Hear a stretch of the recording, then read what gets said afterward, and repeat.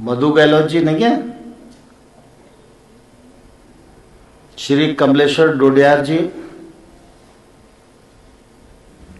माननीय अध्यक्ष महोदय, आपके माध्यम से माननीय मंत्री महोदय से मेरा प्रश्न है।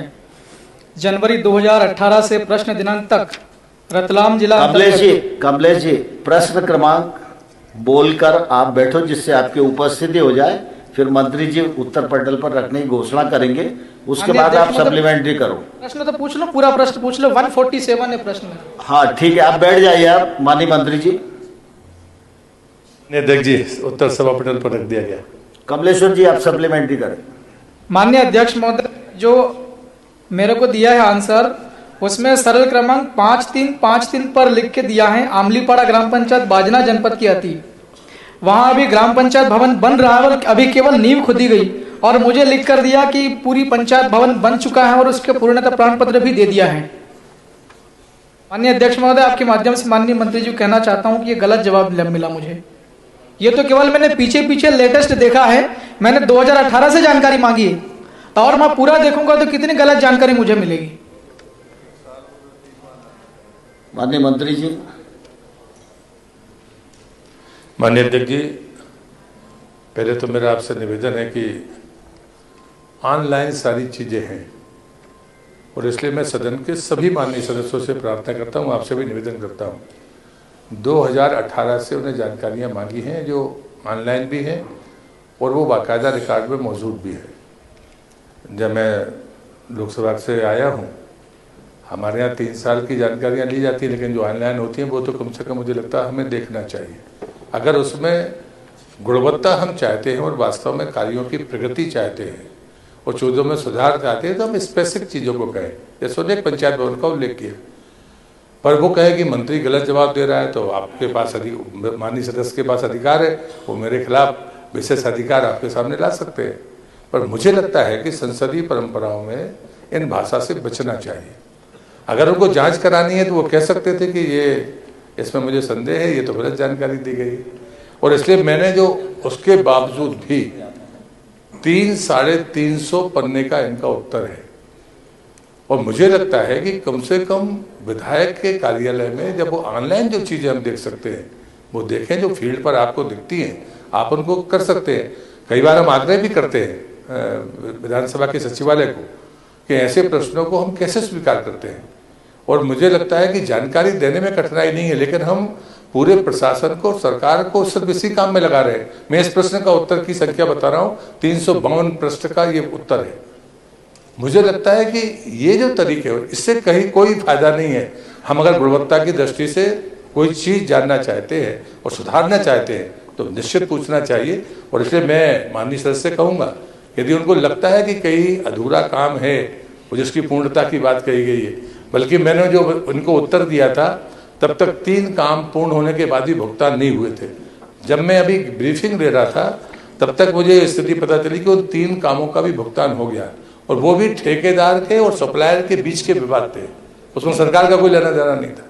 लेकिन जब कोई माननीय सदस्य प्रश्न लगाता है तो मैं इस स्तर पर भी गया कि भाई ये कैसे भुगतान रुके हुए हैं।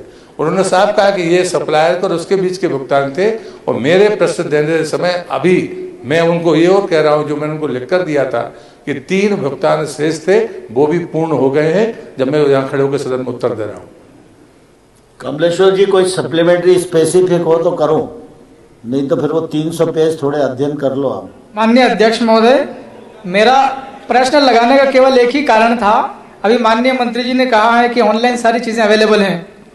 हम जब ऑनलाइन देखते हैं तो हमें कागज में दिखाई देता है, ऑनलाइन में रिकॉर्ड में, कि कोई निर्माण काम बना हुआ है, चाहे वो तालाब हो, सड़क हो, कुछ भी हो।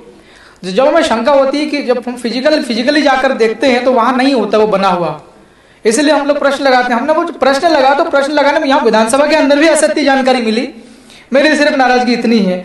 और दूसरा मेरा इसमें पूरक प्रश्न था कि ग्रामीण यांत्रिकी सेवा के माध्यम से जितने भी तालाब बनते हैं आदिवासी इलाके में, किसी भी इलाके, पूरे राज्य में कई बार बनते हैं, तो 2 या 3 दिन के अंदर पूरे तालाब बना दिए जाते हैं, और तालाब बनाने का काम रात में चलता है माननीय अध्यक्ष महोदय। और माननीय मंत्री जी ने मेरे को भी जानकारी दी, उन्हीं तालाबों में भी काम चल रहा है, निर्माणाधीन है, जबकि वहां पर सारे काम पूरे हो चुके हैं। 1-1 करोड़ के लगभग, मतलब 80 लाख या 75 लाख या 90 लाख के आसपास वाले तालाब 2-2, 3-3 दिन में कंप्लीट कर दिए जाए, वो भी रात में काम करते हैं ठेकेदार और इंजीनियर सारे मिलकर। मेरी सिर्फ नाराजगी इतनी है जनहित में कि माननीय अध्यक्ष महोदय, तालाब जब बनते हैं तो वहां न तो काली मिट्टी डाली जाती है और न पानी डाला जाता है। तालाब का बनाने का लागत का पैसा बचाने के लिए इस प्रकार की हरकतें की जाती। तो मैं माननीय मंत्री जी से कहना चाहूंगा कि पंचायत एवं ग्रामीण विकास विभाग के माध्यम से गांवों का डेवलपमेंट किया जाता है, लेकिन गांव के अंदर में बहुत लापरवाही पूर्वक निर्माण काम किए जाते हैं, विकास काम किए जाते हैं। तो क्या इस प्रकार के इंजीनियर, प्रश्न तो करो, आप प्रश्न करोगे तो मंत्री जवाब देंगे। मेरा प्रश्न यही वाला था कि मुझे एक तो असत्य जानकारी मिली, दूसरी जो जानकारी यहाँ पर आई है मेरे पास में, उसमें काम पूरे हो गए वहां पर फिजिकली जाकर देखें, और यहाँ पर मुझे जानकारी मिली कभी काम निर्माणाधीन चल रहे हैं।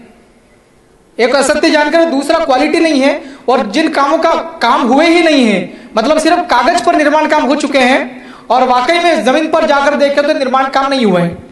माननीय मंत्री जी से मेरा इतना आग्रह है आपके माध्यम से अध्यक्ष महोदय कि ठेकेदार और इंजीनियर जो इस प्रकार की हरकत करते हैं लागत बचाने के लिए और पैसा बचाने के लिए, सुदूर आदिवासी इलाका होता है, लोग अनपढ़ होते, वहां पर काम नहीं करते और पैसा निकाल लेते, उनके खिलाफ कड़ी कार्रवाई करें, इतना निवेदन है। अध्यक्ष जी मेरा निवेदन है, अगर स्पेसिफिक वो देंगे मैं जांच कराने के लिए तैयार हूँ, और वो जांच से कोई सरकार गुणवत्ता चाहती है, अगर वो स्पेसिफिक मुझे देंगे कि हाँ इन की जांच करानी है, मैं आपको माध्यम से कहना चाहता हूँ कि मैं जांच कराऊंगा। ठीक है। डॉक्टर विक्रांत भूरिया जी, विक्रांत जी हैं। डॉक्टर तेज बहादुर, विक्रांत जी वो मंच गिर गया था, उसमें चोट लग गई शायद उनको। डॉक्टर तेज बहादुर जी,